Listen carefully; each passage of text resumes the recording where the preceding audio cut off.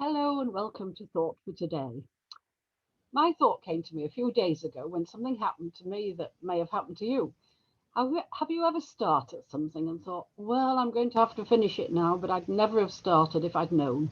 I was cleaning out a cupboard, starting with good intentions, going to clear a whole lot of stuff out.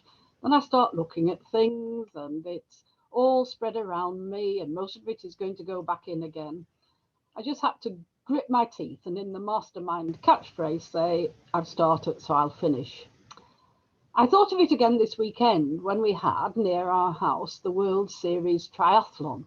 Now, I am the least athletic person in the world and nothing would prevail upon me to run a race.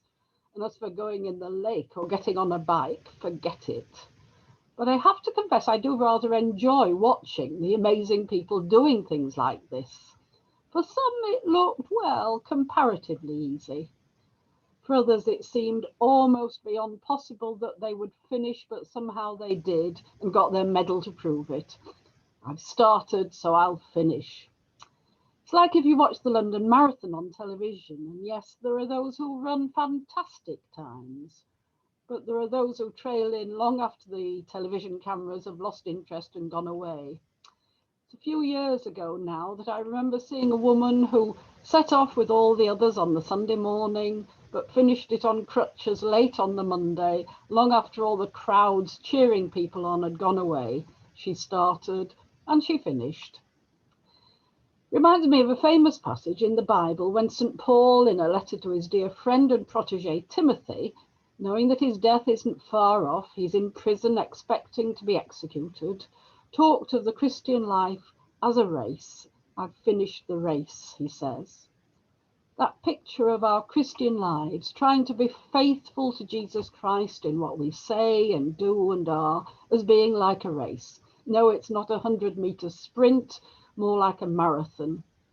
And perhaps most encouraging of all, Paul's message is this, that the crown that he's receiving is not just for him, as a giant who could outrun us all without any difficulty. The Lord will not only award it to me, he says, but to all who have kept on track, kept on to the end.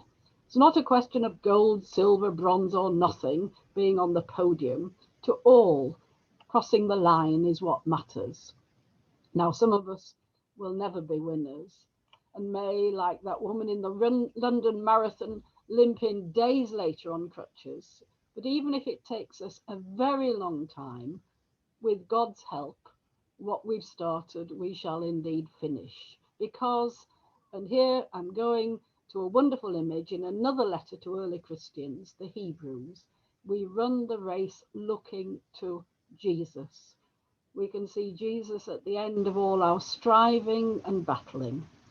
Jesus, our Lord, who in the Garden of Gethsemane, sweating blood, tempted to give up before he'd finished, praying that things could be different, but remaining faithful, he'd started and he would finish, keeping on to the bitter end so that we could all know of God's healing and forgiving love.